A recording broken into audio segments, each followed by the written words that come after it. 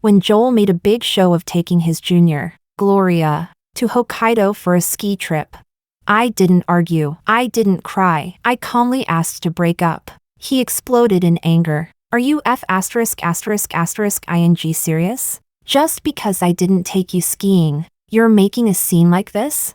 But it wasn't just because he abandoned me again and again for that junior. It was because the brown sugar from the convenience store downstairs was too far, and he'd rather watch me curl up in pain than make the short trip for me. Yet Hokkaido was thousands of miles away. Because Gloria cried, he didn't hesitate to spend the money we'd saved for our wedding just to take her there. That was when I realized I'd had enough of this rotten life. He slammed the door as he left, throwing out a final threat for me to make a fuss all I want. But on the first day after he left, I signed the overseas assignment contract at work. On the second day, I packed up and hauled away all my belongings. On the third day, I smashed the love wall I had built with my own hands. On the fourth day, I said goodbye to my friends and drank until I was completely wasted.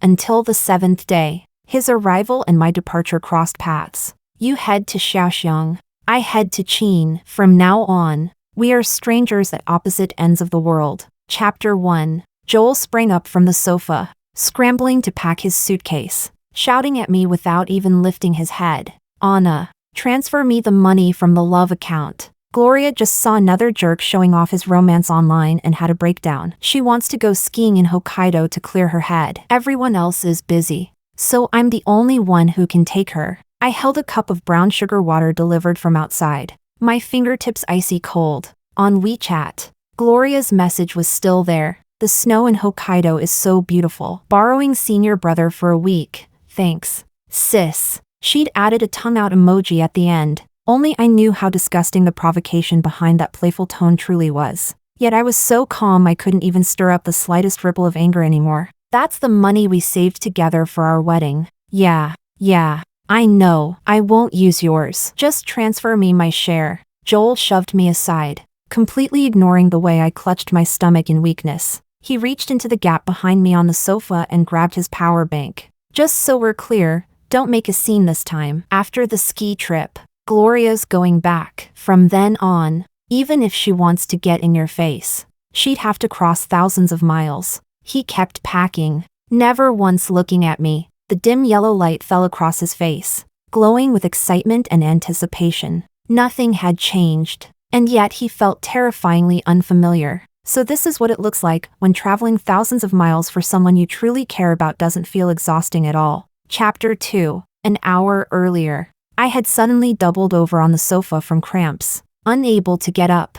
I begged Joel to go downstairs and buy me a pack of brown sugar. His fingers kept swiping across the tablet, his brows tightly furrowed, while picking out cat food, a bed, and toys for Gloria's stray cat. He replied absent-mindedly, "Come on, it's about to snow. It's freezing outside, and I'd have to cross the street." Don't be dramatic. Your husband's human too. I slave away outside for a few miserable dollars, and when I come home I still have to slave for you? I'm exhausted, and brown sugar water is just a marketing scam. It's all sugar water, no different from white sugar. We've got white sugar at home. Make it yourself. Then, without looking up from the toy selection, he muttered under his breath, "They're both girls. Haven't seen anyone else this delicate." The someone else was Gloria, the junior connected to his headset on the other end of the screen. I let out a breath and asked bluntly, "So taking half a day off to cross half the city to buy her candied hawthorn isn't slavery? That's not troublesome, right?" Joel's finger froze on the screen. When he looked up, there was nothing left in his eyes but cold irritation. "Do you really have to nitpick like this? Gloria's a guest, and she's my teacher's daughter. She's unfamiliar with the city. Shouldn't I show some hospitality?" "Anna, I used to think you were sensible. How did you turn into this?" "Sensible. So because I was sensible, I was supposed to swallow all my grievances alone and force a smile at his indifference and bullying?"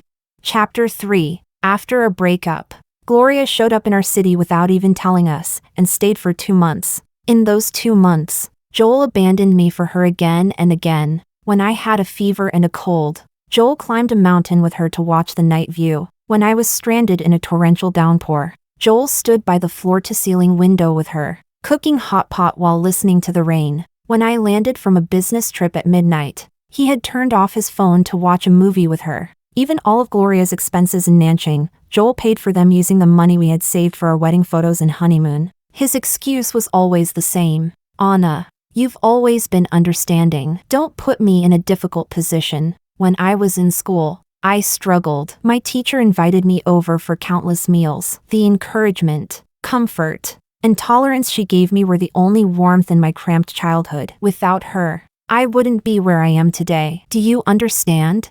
Forget a bit of money, if my teacher asked. I'd give her half my life. I understood that Joel wanted to repay kindness. When someone once shown as the only light in your life, going all out for them is understandable. If I complained, I was petty, ungrateful, small-minded. But does repaying kindness mean sharing a pair of chopsticks with his junior? Does it mean warming her feet in his hands? Does it mean putting the proposal ring he had secretly saved for me on her finger? Every single thing, Gloria sent them to me herself. And at the end she would always add, "Sis is so understanding. You wouldn't mind, right? They all say senior brother's girlfriend looks bitter and petty. You won't prove them right, will you?"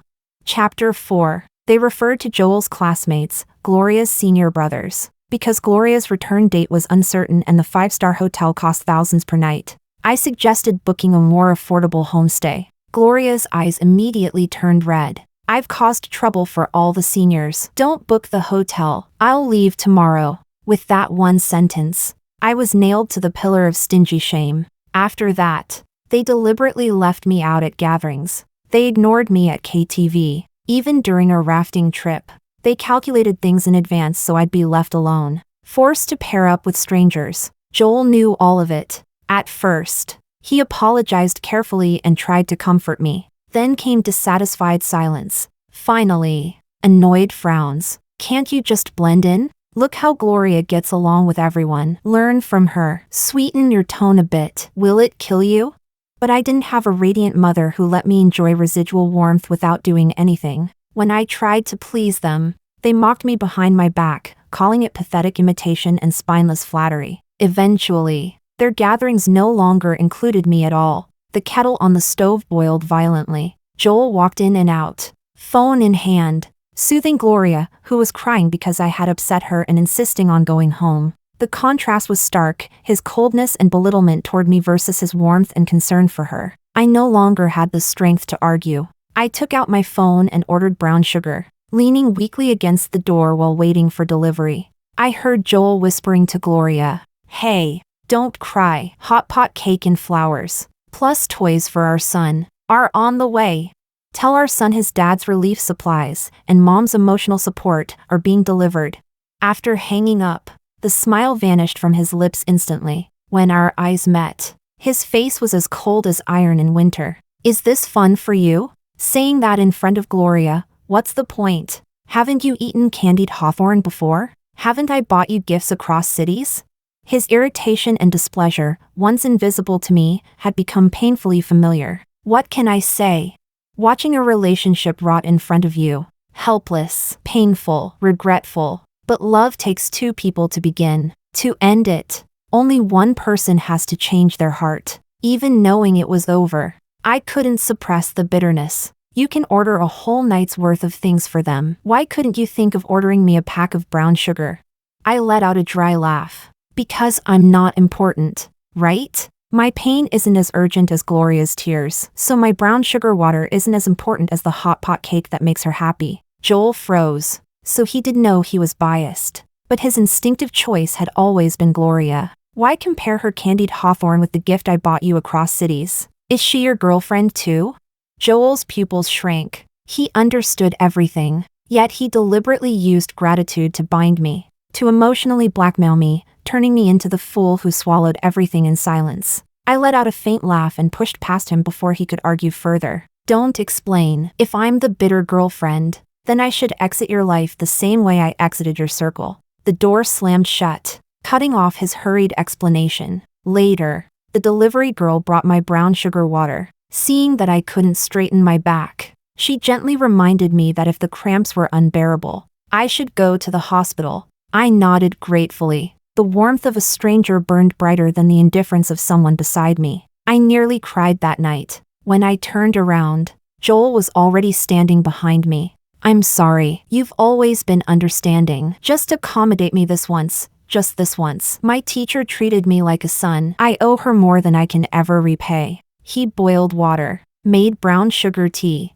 warmed my feet, cooked porridge, then lay beside me on the sofa, coaxing softly. Gloria only came here because she got dumped. She has no one here. I can't just ignore her. We're just like siblings, nothing inappropriate. I promise. Next week I'll personally send her back to my teacher. And then I won't get involved with her again. Honey, promise me you won't make a scene. I know I've neglected you lately, but we have a lifetime together. There's no need to fight her for this short time, right? He didn't know. We didn't have a lifetime anymore. When he ordered hot pot and cake for Gloria, I had already answered a call from my company. He was too busy comforting his junior to hear anything. I accepted a transfer. Next week, I would leave. Joel and our 5 years would be left behind in Nanjing. Anna? Stop this nonsense. Joel's suppressed irritation pulled me back from my thoughts. Looking at the face that was always ready to flare with anger, I decisively took out my phone and transferred him every cent of the 310,000 yuan he had stored with me. Not a single cent less. Chapter 5. You probably don't need that much. But whatever. Better to have extra money when traveling. I can't let a girl suffer by following me. I'll transfer the rest back to you when I return. My hand stiffened around the phone. A laugh slipped out of me involuntarily. I can't let you suffer with me, Anna. So I've decided that from now on, I'll live frugally and save up bit by bit for our grand wedding. The image of him spinning me around in his arms as he said that still felt vivid. And now that money was going to another girl, the one he couldn't bear to let suffer with him. Clang! When Joel yanked the charger cable in a hurry, my cup tipped over. A full cup of brown sugar water spilled across the floor. Joel frowned. Irritation etched between his brows. Can't you keep the house a little tidier? Look at Gloria. She's younger than you but more capable. Even in bed. He froze mid-sentence. But when he met my calm gaze, he defensively raised his voice. I mean from the photos.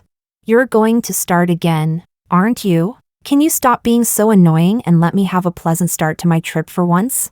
He only looked like this when he knew he was wrong, stubborn, neck stiff, refusing to admit defeat. Junior sister, innocent, every word so clean. But he had slept in Gloria's bed. Under what circumstances does a girl let a man sleep in her bed? The answer didn't need spelling out. The pain in my lower abdomen spread, piercing into my heart, cold and sharp. It could be even more pleasant. I curved my lips into the coldest smile and said, word by word, let's break up. Joel's hand froze on the zipper of his suitcase. In an instant, his face darkened, gloomier than the snow-heavy sky outside. I knew it. You just can't let me have peace. It's just because I didn't take you skiing? You're making this into such a big deal? You like to make a scene? Then go ahead, make as much of a scene as you want.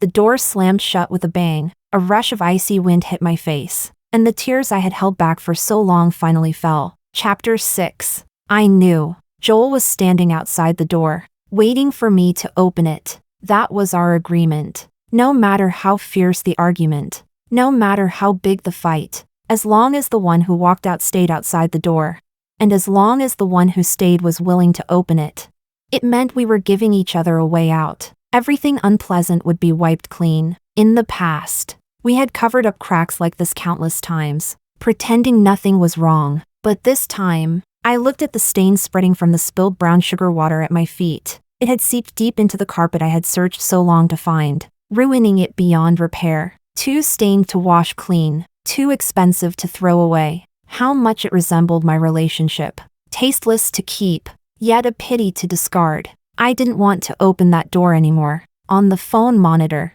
Joel leaned the back of his head against the wall. His sharp brows were tightly knit, his face full of irritation and conflict. He was afraid that once the door opened, I wouldn't let him leave. But this time, he overestimated himself. Finally, when Gloria's WeChat notification lit up his phone, he glanced once at the tightly shut door and walked away without looking back. I picked up the stained carpet and, without hesitation, shoved it into the trash can. Once it's dirty, it's no longer needed. Then I ordered a box of painkillers on my phone. If it can be bought with your phone, don't expect others. That was something Joel had once thrown at me. A new message popped up. It was Joel. I'm leaving. A week should be enough for you to throw your tantrum, right? He still thought I was just making a fuss. But not this time. I swallowed the painkiller, turned off my phone, and sank into a heavy sleep, from beginning to end.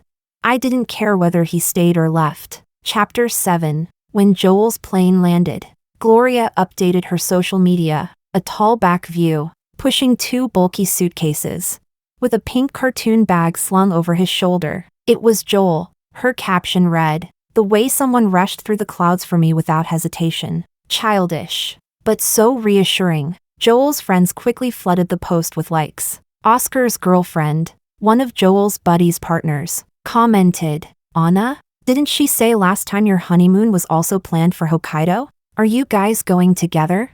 1 minute later, the blatantly boastful post was deleted. Right after that, Joel messaged me. "Explain it in the alumni group chat. Gloria's just in a bad mood. Say you were generous enough to let me take her out to relax. They already don't like you. This is your chance to clear your name. Don't miss it." I understood.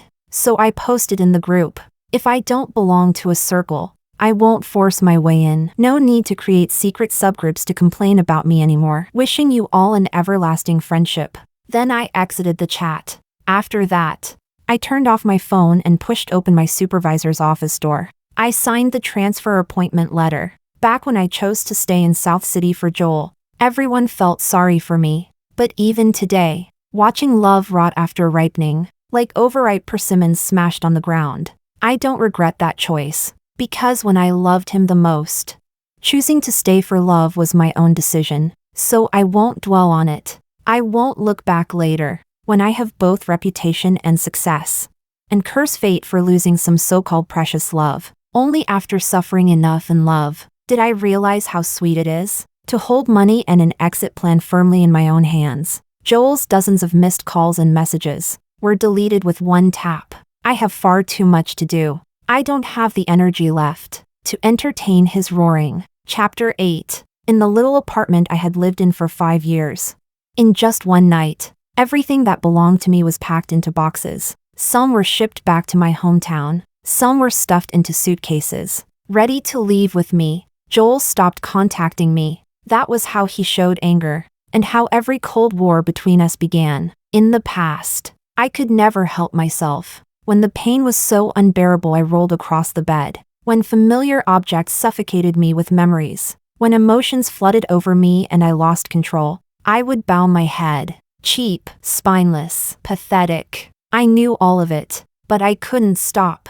The tumor clung to my heart. Every tug only hurt me. One cut wouldn't even faze the tumor. Yet what spurted wildly was my own heart's blood. The withdrawal had started long ago. From the moment I stopped attending their alumni gatherings, every retreat of mine carved another slice off the walls of my heart. After enough cuts, the pain turned numb, and I realized that leaving him was actually the least painful part. Gloria couldn't resist flaunting their honeymoon. She hooked her arm around Joel's.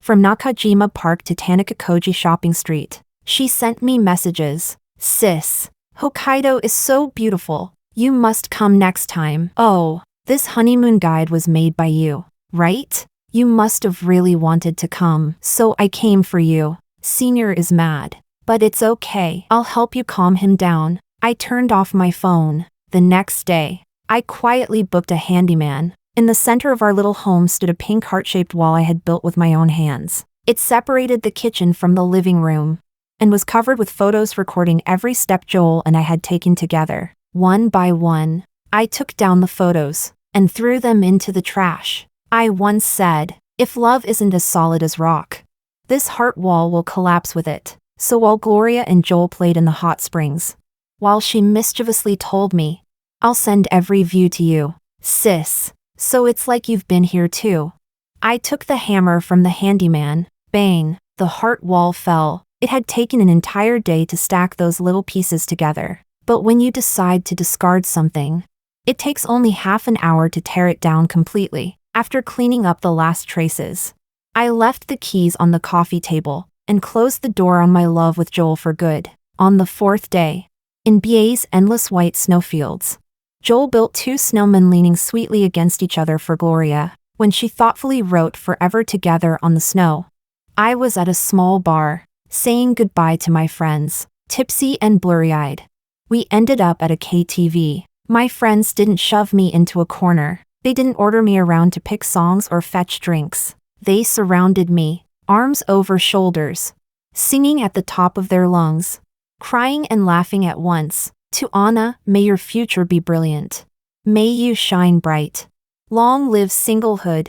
Singlehood won't last forever, but friendship will. I thanked them for pulling me out of the fire, again and again, when I was peeling myself raw with pain, when I had a fever. They brought medicine to my door, in torrential rain. Friendship ferried me home, even at the airport in the dead of night. It was they who wrapped their arms around the lonely me, and reminded me that I was not alone, every time I was rotting to the point of giving up. Seeds of friendship bloomed into flowers of salvation inside my wounds. We drank until dawn. Back at the hotel, I collapsed onto the bed and fell asleep instantly. Chapter 9. On the fifth day, Joel and Gloria walked hand in hand, fingers intertwined. She said, "Such a pity, sis. I just grew up a little too late. He met you first." Meanwhile, I wandered through the streets and alleys of Nanjing, tasting every kind of street snack, spicy, fragrant, tongue-numbing, blazing hot. How they tasted, only I knew. On the sixth day, in the pink-tinted snowfield, Joel pulled Gloria into his arms. Gloria said, "Sis, don't you see it yet? You're the extra one. He loves me." I didn't have time to see. My work handover was reaching its final stage. My colleagues threw me a farewell party without Joel's cold stares policing my drinking. I clinked glasses freely and got drunk again. On the seventh day, Joel texted me, "Landing in 3 hours. Gloria's heading back to Yunqing. Come pick me up. I can't carry all the gifts I got for you." That was Joel's usual way of making peace, firm, commanding, as if reconciliation were a given. What he didn't know was that my flight abroad was also in 3 hours. I didn't reply. He went crazy calling me. I hung up every single one. Gloria sent me a message. "Thanks for lending Senior to me for 7 days. Short, but we did everything we should. I gave myself to him. I have no regrets." She had no regrets. Neither did I. All those boastful photos in their group chats. The innocent act provocations stepping on other girls' feelings. Her shamelessness in knowingly playing the other woman. I compiled them all into a PPT. The moment their plane took off, I forwarded it to all of Joel's classmates, and to their girlfriends as well, the annoying older sisters Gloria loved to mock. Chapter 10. Senior Oscar is the best. He ditched his date to help me take the cat to the vet. Even Senior Joel says that annoying older sister is way more sensible than you. Senior Diego waited in line forever to buy me the first milk tea of autumn. That annoying older sister only gets what I don't want. Senior Jiang said he's already reserved next autumn's first milk tea for me. Sis, what flavor do you want? I'll have him bring you one too. Sorry. Sis. Oscar was supposed to accompany me to pick up fallen leaves, but since annoying older sister threw a breakup tantrum, I had to borrow Senior Jiang for 2 days. You're so understanding, you wouldn't break up over something like that, right? Senior Jiang is so sweet. When he saw Senior Diego give my birthday gift to annoying older sister instead, he insisted on making it up to me. I asked for Sis's engagement ring. She won't be stingy and refuse, right?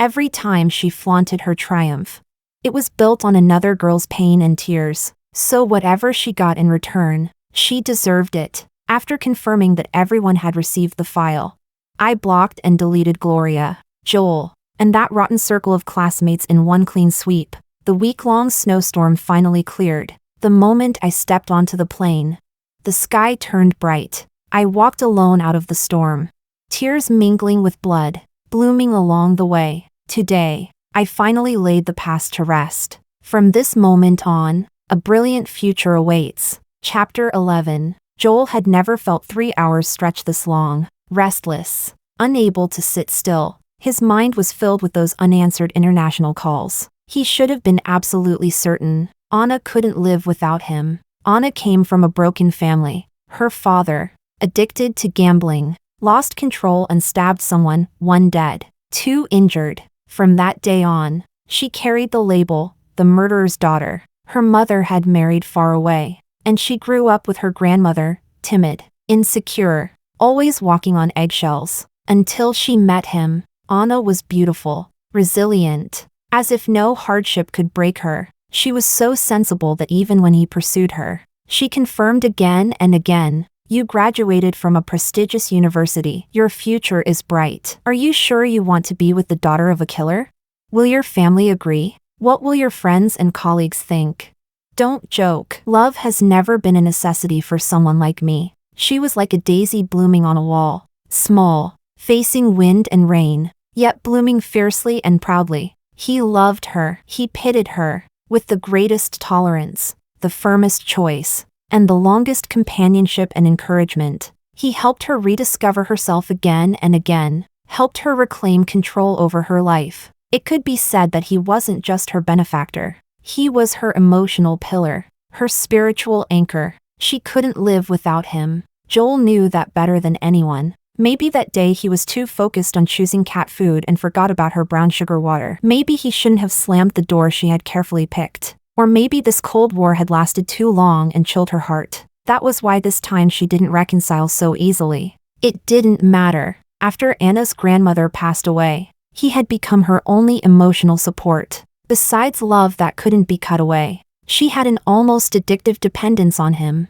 Maybe she was just being stubborn. Maybe she was already waiting at the airport, ready to receive his surprise and gifts. Until the plane landed, Joel rushed to the arrival's gate, scanning the crowd desperately for her familiar figure. But she wasn't there. She hadn't come. A wave of panic hit him. For the first time, he wasn't sure. Was he really able to win her back this time? Could someone so resilient truly endure the pain and quit a fatal addiction?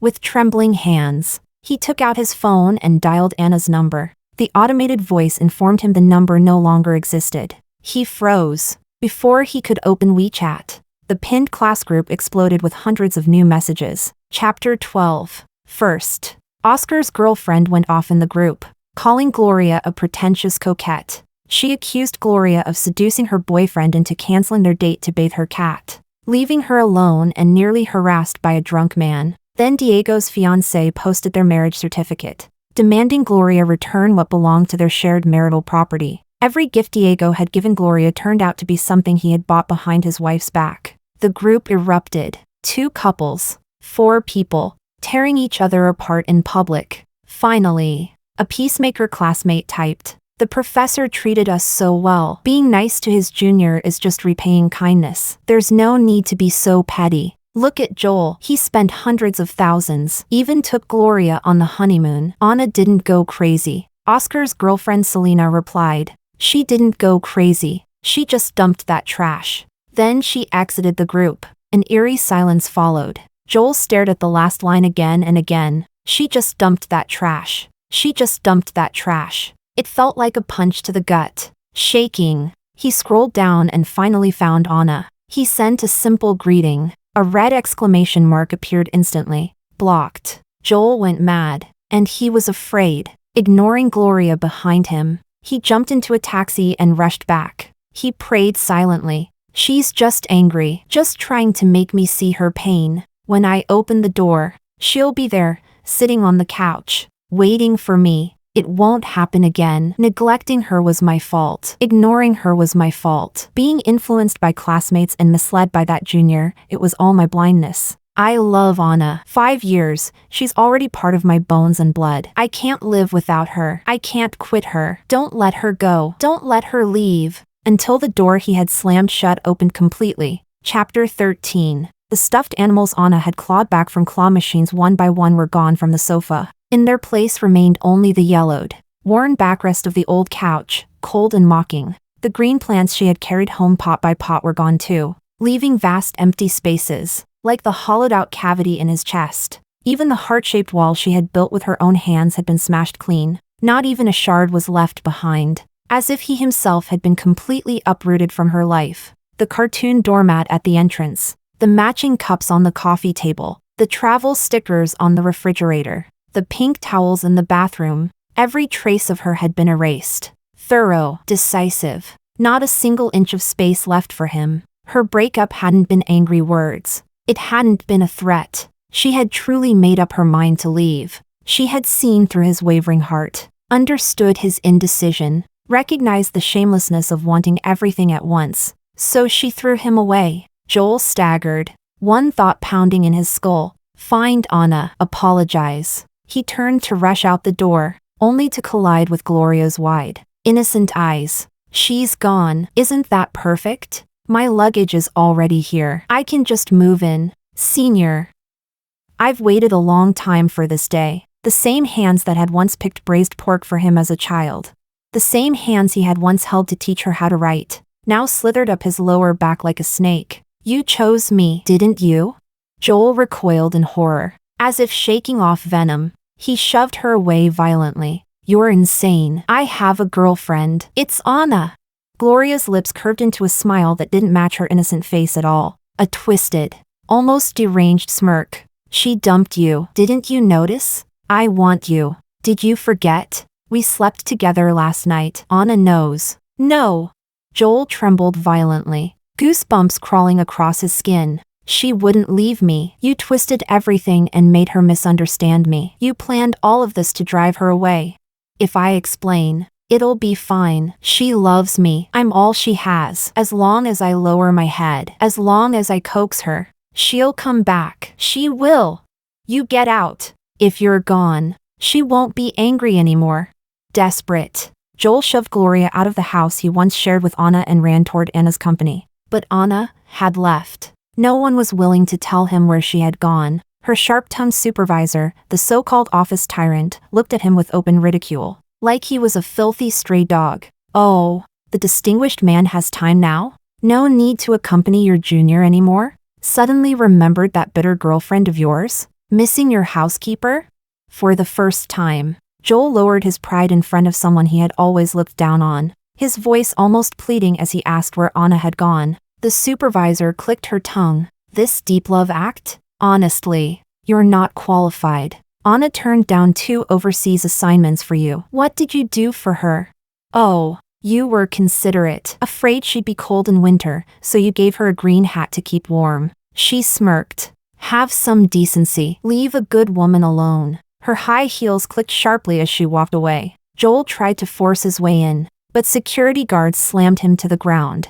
A passerby laughed. If you don't know where your girlfriend went, that just means you don't deserve to. The world spun, and in that dizzying blur, Joel finally understood. She didn't want him to find her. He had lost Anna. Chapter 14. When I heard about Joel again, I had already established myself in Lion City, outside the floor-to-ceiling windows of my office. Blue seas and white sails stretched endlessly into the distance. On the other end of the phone, my colleague friend was going on and on. Joel's gone crazy. He's looking for you everywhere. But we kept our promise. No one said a word. We're not letting that rotten cucumber disturb you again. He even tried the moral blackmail routine. In freezing weather, he stood outside my house and refused to leave. Too bad my heart's colder than a blade. I almost wished the snow would turn into knives and stab that idiot. Then that bitch girl came crying and dragged him away. Tell me, isn't he pathetic? When he has you, he thinks there's always a better mountain beyond. Once he loses you, he starts acting like he'll die without you. What does he think, that every woman in the world should revolve around him?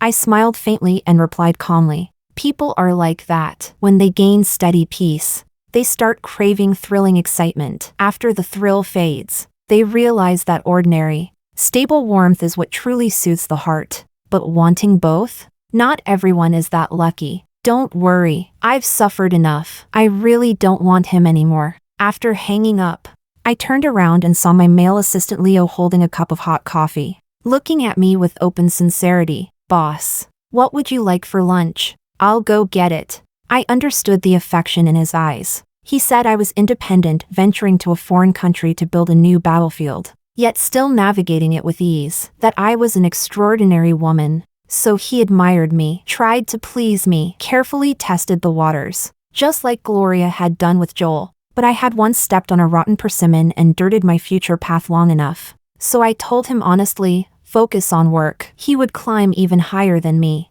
And if he kept bringing me sweet coffee and lunch, I'd have to replace him with a female assistant. He looked defeated and asked what was wrong with him. 6'3", handsome, considerate, meticulous, thoughtful. Nothing was wrong, but I had long passed the stage of sweetening life's bitterness with emotional sugar. I no longer craved admiration or pampering. I sought the security built from real money and tangible achievement. This job mattered to me too much. Office romance isn't allowed, I told him, and I won't tolerate someone grabbing my skirt to climb upward when everything gets exposed. It's humiliating. The young graduate stood stunned for a second, then quietly left my office. After that, we each returned to our roles. I advanced boldly. He moved forward with determination. We became the most compatible partners. That was probably why Joel and I could never make it to the end. Deep down, he enjoyed flowers, applause, and admiration.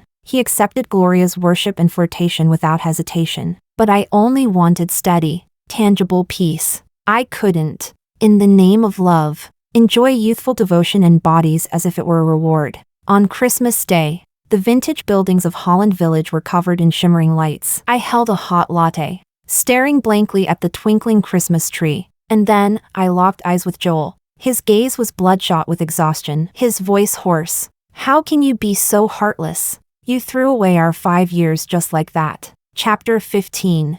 I looked at him the way one looks at the warm string lights across the street, calm, without the slightest ripple. Didn't you see the PPT I sent?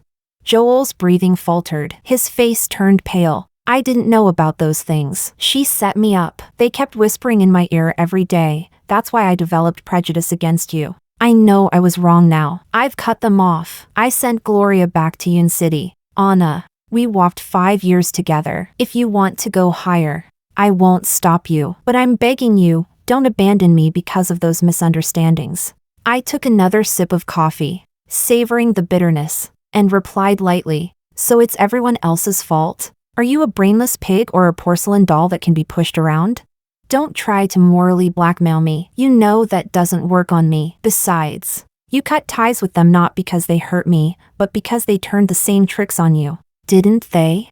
You used to tell me to be understanding, to step back, to stop holding on to things. Why is it that when it happens to you, you beat people until they're bleeding? Joel froze, staring at me in disbelief. He thought I didn't know. Not long after I left, Gloria's confession failed, so she climbed to the rooftop. She posted a farewell message in their group chat, accusing Joel of refusing to take responsibility for her, saying life was meaningless. In an instant, Joel became the target of public outrage. Oscar cursed him. The teacher treated you best, gave you extra lessons, fed you braised pork, and you repay that kindness by hurting her only daughter? You ungrateful bastard. Diego spat at him. You slept with Gloria for free. Why won't you take responsibility? Joel was struck as if by lightning. When did I ever take advantage of her? Diego and Oscar cursed as they sent screenshots of Gloria's WeChat messages. It turned out that on the last night in Hokkaido, Joel got drunk and ended up in bed with Gloria. She had taken a photo of herself naked, curled in his arms with tears in her eyes, and sent it to her dear senior brothers. She wrote, "Brother Joel drank too much. He didn't mean it. I don't blame him. It was my first time. I don't know what to do. Seniors, should I go buy medicine now?" Gloria was so kind, even after being wronged. She worried Joel would feel guilty and persuaded everyone to help her keep it a secret. Poor Gloria, she gave Joel everything. Yet he still wasn't satisfied. He wanted both. He wanted pure and innocent Gloria, yet couldn't let go of the bitter and resentful Anna. So they forced him to take responsibility. Chapter 16. Joel couldn't explain himself no matter how hard he tried, as he kept shouting that he was innocent. Oscar sneered at him. "You're innocent? Weren't you the one who kept choosing Gloria over Anna again and again? Weren't you the one who found Anna bitter and difficult? So you let us isolate her until she left our circle on her own?" Joel threw a punch. "When did I ever tell you to bully Anna?" Oscar spat out a mouthful of blood and immediately swung back, fists flying. Only after Joel's mouth was full of blood did Oscar, panting heavily, curse at him. "There was one extra person during rafting." Without hesitation, You got on the boat with Gloria first. You knew none of us liked teaming up with Anna. If that wasn't deliberately pushing her to back off, what was it? At KTV, when Gloria said, "Sister, help me pick a song. Sister, drink this for me. Sister, open the bottle." You treated Anna like a waitress. You used her and left her in the corner for us to laugh at. If that's not your cold violence, then whose is it? And Hokkaido, no matter how much we cared about Gloria, we knew marriage wasn't a joke. None of us would treat a honeymoon like a game. Wasn't it you who, knowing any woman would mind, insisted on giving your honeymoon trip to Gloria? We liked her, sure, but we didn't empty our savings for her. Every single thing was your favoritism. You didn't want to break up with Anna, so you drove her away with your coldness. I even thought you were killing two birds with one stone. And now what are you acting out? Playing both sinner and saint? Get the hell out! Joel was dizzy. The group chat kept exploding with accusations directed at him, one after another. In a rage, he stormed to the rooftop, dragged Gloria down, and called the police. You're always making things up. You lied in front of Anna before. Now you're lying in front of them. What exactly do you want? Oscar and the others rushed over just then. Gloria dropped to her knees and burst into tears, looking heartbreakingly fragile. I only came here to clear my head. It was your constant boundary crossing that gave me hope. You couldn't bring yourself to break up with her, so I just helped her see the truth and step away. I know she was with you for 5 years. I didn't want to hurt her. I only let her slowly understand your heart. Why are you so angry? Joel, you seduced me, led me astray, took the most precious thing a girl has, and now you want to wipe your hands clean and walk away? Are you trying to push me to my death? Joel couldn't take it anymore and slapped her. To hell with you. Who was the one crying and begging me to stay? You said if you died from depression, your mother wouldn't survive it. That's why I kept leaving Anna to comfort you. I seduced you? You were the one who climbed into my bed. Afterward you said you saw me as a scumbag and wouldn't tell anyone. And now you're broadcasting it to the world? You're disgusting. Are you blaming me for telling people? I was just scared. You know it was my first time. Gloria collapsed on the ground, wailing. Oscar and Diego rushed forward and started beating Joel. You coward. You're worse than a girl. You're a beast. I'm the beast? Who kept using the teacher's kindness to pressure me into spending more time with Gloria? Who said Anna was overly dramatic and didn't understand gratitude? Who said if Gloria left the city unhappy, we'd have no face to see the teacher again? Now everything is my fault. You spent most of my savings, and in the end you get the good reputation. The selfish, shameless ones are you. Oscar exploded. If Anna hadn't sent that PPT to everyone, do you think we'd be dealing with broken engagements and dumped relationships? You couldn't clean up your own mess and dragged all of us into it. The one who's rotten to the core is you. Joel.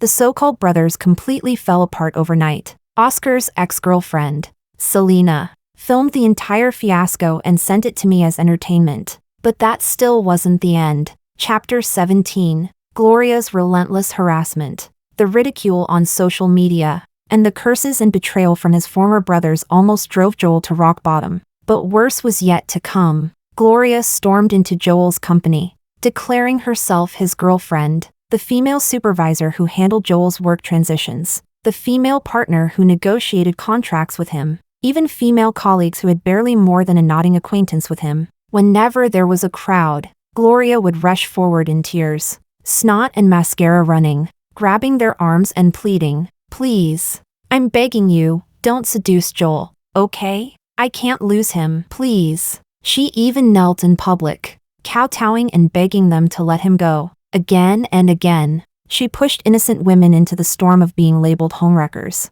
Someone filmed it and posted it online, causing a huge uproar. For those female colleagues, it was nothing short of a disaster out of nowhere. One by one, they began avoiding Joel as if he were poison. A company runs on teamwork. No matter how talented you are, you can't handle every position and complete all the work alone. Joel, once a rising star, a reserve talent expected to earn 7 figures a year, was forced to resign. He lost his mind, threw Gloria out of his apartment, and then disappeared from South City entirely. When Gloria couldn't find him, she lost her mind too. chasing after a figure that looked just like Joel from behind. She recklessly ran across the street and was struck by a speeding car. When her teacher rushed to South City, everyone finally learned the truth. Gloria had severe psychological disorders. The so-called scumbag she talked about had never had anything to do with her. He was dazzling and outstanding, that alone made him the object of her obsession.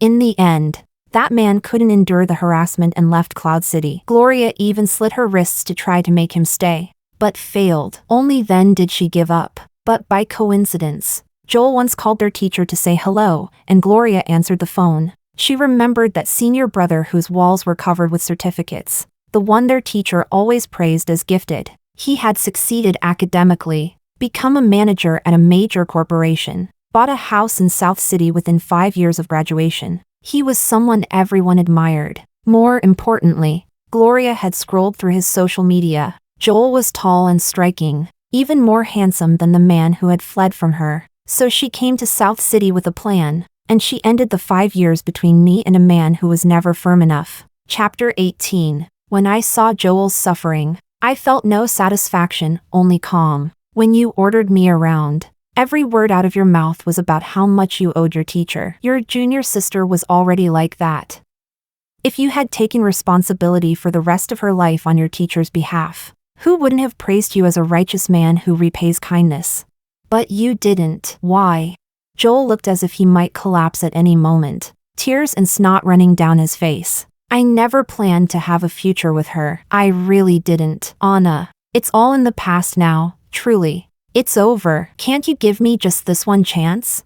I smiled. I gave you plenty of chances. When I was left alone during the rafting trip and we fought and broke up, I was the one who compromised and opened the door for you. When you treated me like a waitress at KTV and called me petty and a buzzkill, I hid at a friend's house and cried for 3 days. In the end, one let's go eat hot pot from you was enough for me to surrender. When I couldn't reach you late at night and was trapped in the pouring rain waiting for you to pick me up. When I had a fever and the bed beside me was empty. Every single time, I truly meant to break up. But every single time, the pain was so unbearable that I couldn't pull myself away. I lowered my head again and again. You knew it. For the first 30 years of my life, I had nothing. The only warmth I could lean on was you. The only emotional pillar I had was you. The only person who understood my sensitivity and gave me tolerance was you. That's why you were so certain I couldn't leave you. It took me 2 months to detox from you, like carving flesh from bone. I cut you out of my life completely. It hurt every time. It was excruciating. I'm not that noble. You cornered me with your so-called innocence. Why should I say I forgive you? I suffered, so you should suffer just as deeply. That's why I carefully prepared that breakup PPT and sent it precisely to everyone who needed to see it. I knew long before you how unstable Gloria was. I just wasn't kind enough to warn you while you were busy despising me. When pain cuts into your own skin, that's when you understand. Joel, we've destroyed each other completely. Do you really think I'd still turn back? Only then did he understand. Even the breakup had been something I carefully planned after enduring enough pain. I'm not someone who wavers. When I say it's over, it's over. The breakup was real. The revenge was real. When I left, I never intended to come back. He buried his head in his hands and sobbed as if he had lost everything. But so what? He isn't stupid. He knew everything. The junior's admiration was never subtle. Her probing questions were obvious. Even when she tested him by asking who was better, me or her, he knew he was crossing a line. And still, he stroked her head and said Gloria was the cutest. If he was manipulated, it only proved his love wasn't firm enough. He deserved it. Joel kept pestering me, wanting to win me back like before. I was exhausted. I hooked my arm through my assistant Leo's and declared openly, a top graduate returned from overseas, the backbone of the company, my idol. Let me formally introduce you. This is my boyfriend. Joel lunged at me like a madman, trying to grab my hand. Leo shoved him against the wall. I heard someone's been looking for you like he's lost his mind. Mind if I help her out a little? Joel froze, panic filling his eyes. Leo continued calmly, at this point, what can you even give her? Don't drag her down in the name of love. She is her own person, not your life raft. Joel went still, slowly. He understood. He had lost his job, his reputation was ruined, and a lunatic was still obsessed with him. What could he possibly give Anna now?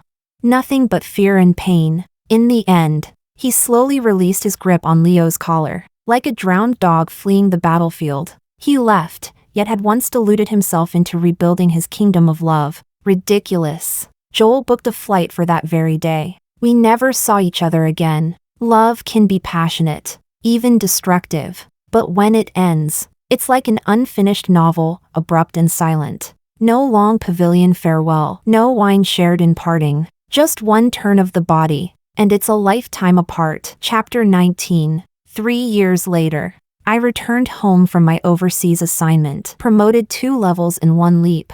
I quickly achieved an annual income in the millions. At the company's annual gala, I represented our firm in toasting a major client. My once young assistant Leo had grown into a composed, confident man, swirling his wine glass. He lifted a sharp brow and smiled. Standing on the broad shoulders of my family, I'm fortunate enough to finally stand beside you, Director Anna. May I have the honor of inviting you to dinner?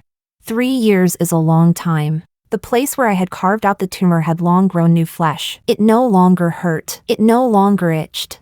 I realized that a rotten persimmon isn't poisonous enough to make you afraid to take another step for the rest of your life. So I said yes. South City is small. I ran into Selena by chance. Her wedding was approaching. Her fiancé was far more mature and steady than Oscar had ever been. The diamond ring he chose for her was one of a kind in the entire city. She told me that every girl involved in that old PPT had broken up. She also told me that last winter, in the bitter cold, Gloria had finally found Joel again. One clung as if she could not live without him. The other would rather die than accept her. Their entanglement ended with both of them tumbling down a flight of stairs. The blood clot left in Gloria's brain from her past car accident ruptured on the spot. She died instantly. Joel was convicted of negligent homicide and sentenced to 7 years in prison. Compared to the rotten persimmon I once crushed beneath my feet, they were the true poison, corrosive to the bone. Thankfully, while chasing my future, I wiped the stains from my shoes and stepped into a new chapter of life. They, however, poisoned each other to the marrow, beyond cure. Selena glanced at the tall, handsome Leo walking behind me and smiled knowingly. We let go of backup loves, even though it hurt. That's why we deserve something better. In this vast sea of life, the only one who can truly save you is yourself. There is more than one confused man in this world, but there is more than one clear-headed woman, too. The snow cleared last night. Branches glistened under a bright sky. I wish her, and us, clarity and happiness. Always.